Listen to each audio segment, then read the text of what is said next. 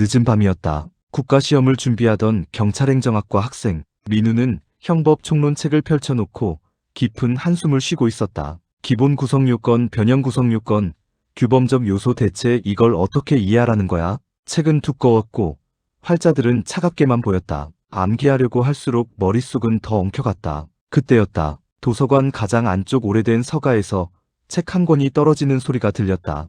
툭! 민우가 다가가 책을 집어들었다. 표지에는 검은 글씨로 적혀 있었다. 형법의 문. 순간 책장이 혼자 넘어가기 시작했다. 그리고 민우의 눈앞이 어둠 속으로 빨려 들어갔다. 눈을 뜬 곳은 비 내리는 도시의 골목이었다. 멀리서 경찰차 사이렌이 울리고 있었다. 민우는 본능적으로 소리가 나는 곳으로 달려갔다. 골목 안에는 한 남자가 피를 흘린 채 쓰러져 있었고 중년 여성이 떨리는 손으로 울고 있었다. 형사 하나가 낮은 목소리로 말했다. 피해자가 스스로 죽여달라고 부탁했다는군. 민우는 순간 중얼거렸다. 촉탁 승낙살인? 형사가 민우를 바라봤다. 학생, 형법을 공부하나 보군. 민우는 당황했지만 곧 주변이 이상하다는 걸 깨달았다. 벽마다 형법 조문 번호가 떠다니고 있었다. 형사는 천천히 말했다. 이곳은 형법의 세계다. 형사는 쓰러진 피해자를 가리켰다. 이 사건은 일반 살인과 같아 보이지만 법은 다르게 평가한다.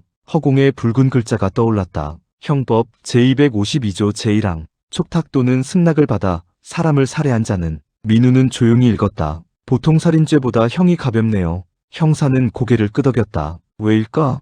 민우는 잠시 생각했다. 피해자의 의사가 개입되었기 때문 아닐까요? 맞다. 형사는 담배를 꺼내며 말했다. 형법은 단순히 결과만 보지 않는다. 인간의 의사와 상황도 함께 본다. 비가 골목 바닥을 두드렸다. 보통 살인죄는 기본 구성 요건이다. 하지만 촉탁승낙이라는 특별한 사정이 추가되면 감경적 구성 요건이 된다. 민우의 머릿속에서 퍼즐이 맞춰지기 시작했다. 아, 변형 구성 요건. 그래, 형법의 많은 범죄는 기본 구성 요건을 중심으로 변형된다. 그 순간 멀리서 또 다른 비명 소리가 들렸다. 도둑이다.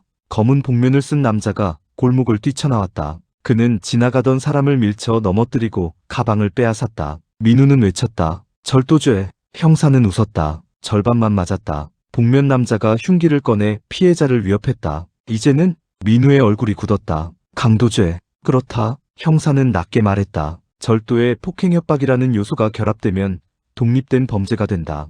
허공에 글자가 떠올랐다. 독자적 범죄. 민우는 숨을 삼켰다. 강도죄는 단순히 절도가 심해진 것이 아니었다. 인간의 신체와 재산을 동시에 침해하는 전혀 다른 위험성을 가진 범죄였다. 도시는 갑자기 멈춰섰다. 하늘에서 거대한 글자가 떨어졌다. 구성요건 요소. 형사는 민우를 오래된 시계탑으로 데려갔다. 탑 안에는 두 개의 문이 있었다. 하나는 기술적 요소, 다른 하나는 규범적 요소. 형사가 물었다. 사람이란 무엇일까? 인간 아닌가요? 언제부터 인간이지?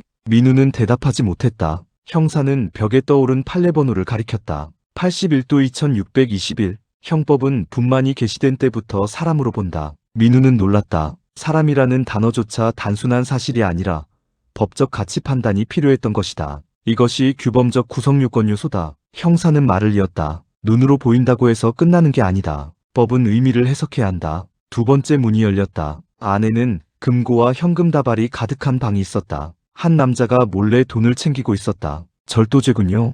형사는 고개를 저었다. 단순히 가져갔다고 끝나는 게 아니다. 네, 불법 영득 의사가 있어야 한다. 민우는 멈칫했다. 그런 말은 조문에 없는데요? 형사는 미소를 지었다. 그래서 기술되지 않은 구성요건 요소다. 순간 민우는 형법의 본질을 깨닫기 시작했다. 형법은 단순히 조문을 외우는 학문이 아니었다. 인간의 행위 속에 숨어있는 의미와 의사를 해석하는 학문이었다. 새벽이 밝아오고 있었다. 민우는 다시 도서관 책상 위에서 눈을 떴다. 형법 총론책은 여전히 펼쳐져 있었다. 하지만 이제 활자들은 더 이상 차갑지 않았다. 기본 구성 요건은 범죄의 뿌리였고 변형 구성 요건은 인간 사회의 복잡성을 반영하는 가지들이었다. 규범적 요소는 단순한 단어에 법적 의미를 부여했고 기술되지 않은 요소는 조문 뒤에 숨어있는 형법의 정신을 보여주고 있었다. 민우는 천천히 책장을 넘겼다. 그리고 처음으로 형법 총론이 살아있는 이야기처럼 느껴졌다. 창밖에서는 밤비가 멈추고 있었다.